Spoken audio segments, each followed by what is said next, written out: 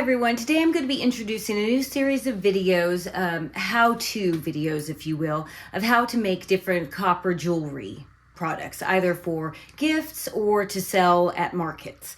And they're really simple products, but they're good sellers.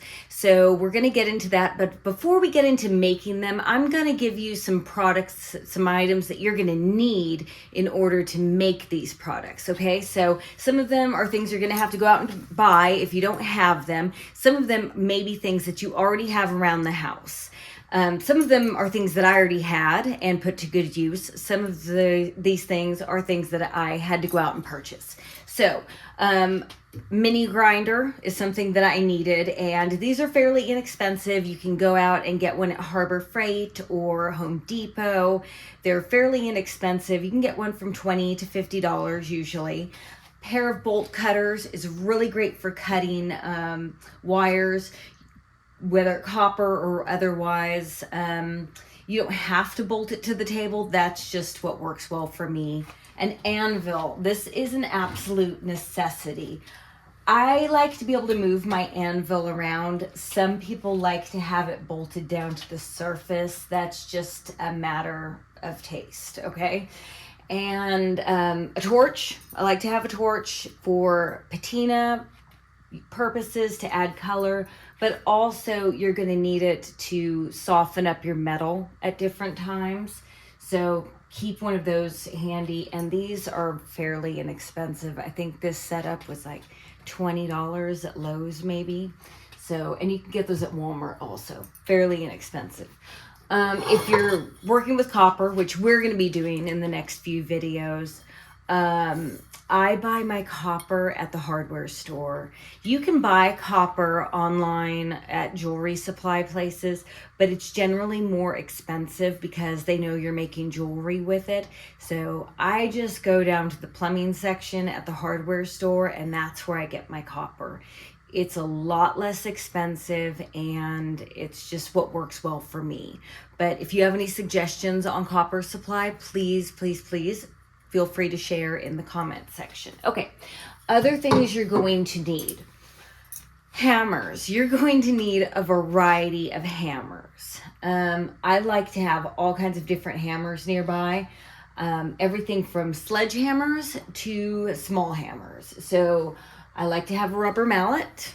You're going to need this. This is like your best friend. You're definitely going to need this. I like to have a very large sledgehammer because you will need this for some of your tougher jobs.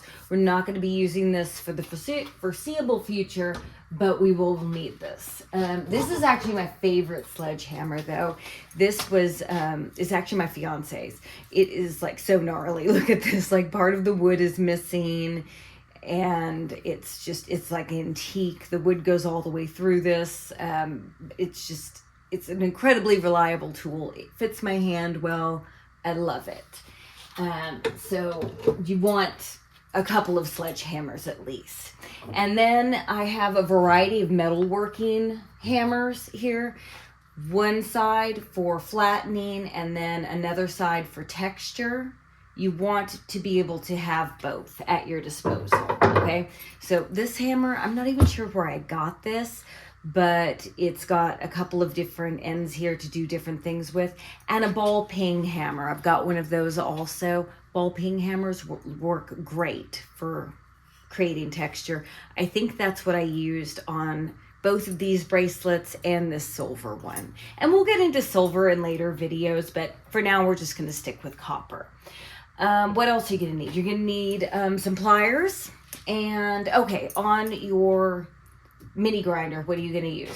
You're going to use some of these grinding wheels at times. You will use this, and you'll be using a belt sander. We'll be using that.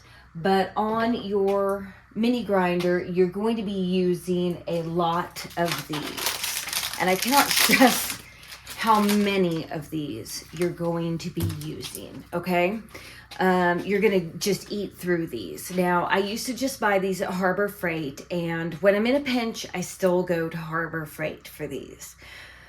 But the problem is, when I say you're going to eat through these, I mean it. You're going to go through like one of these a day if you're like me and you're just making item after item after item.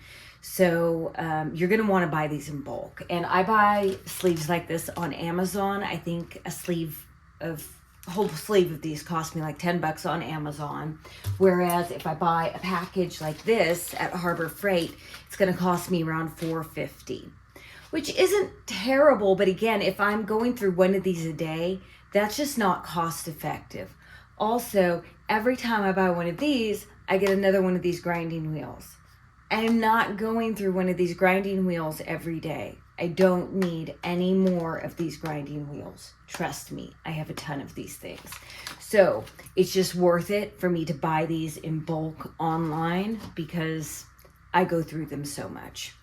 Okay, so like I said, you're gonna need the acetylene torch also, but with that, you're also gonna want a bucket of water nearby for when we start to work with fire. You're gonna need that, I forgot to mention that. Your belt sander, I did mention that, some pliers, and you're also gonna need some patience because you're probably gonna screw up a lot.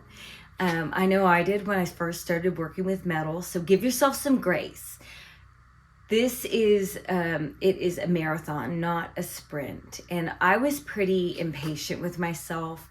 I don't always give myself grace. I expect things to turn out a lot more perfect the first time than they usually do.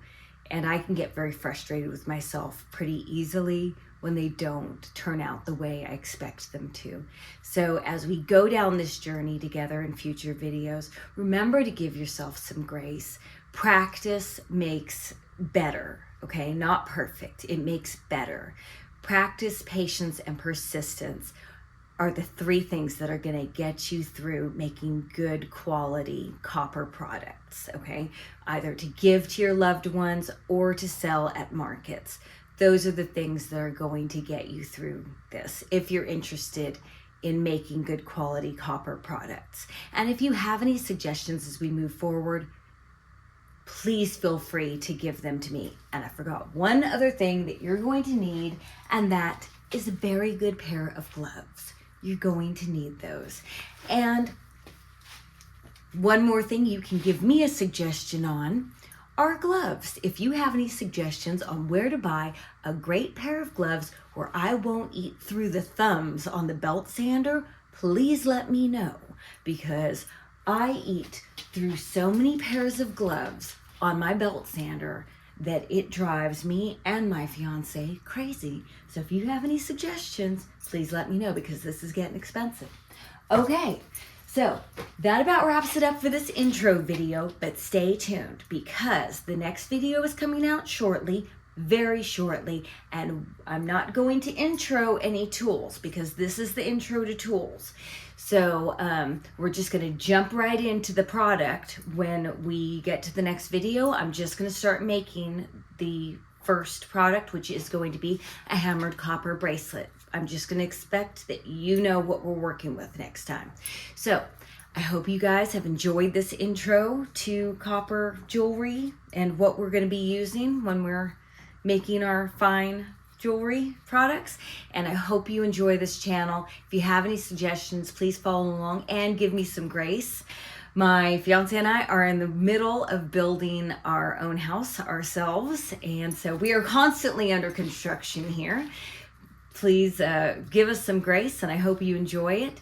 Stay tuned, and don't be afraid to give me comments, ask questions, and please stay safe and love each other. Have a great day. See you later. Bye.